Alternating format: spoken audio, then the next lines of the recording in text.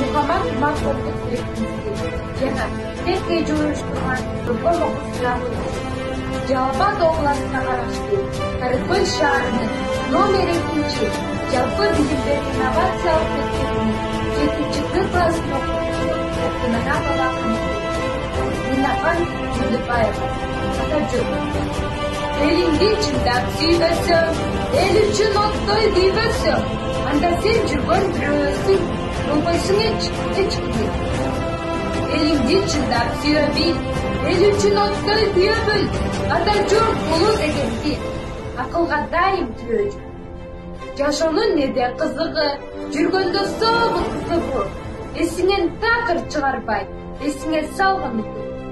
Жашаның мұнда қызығы, жап-жақшы жықсаңыз олу, жер судай толқуға да жүрт, шамданып тұрады.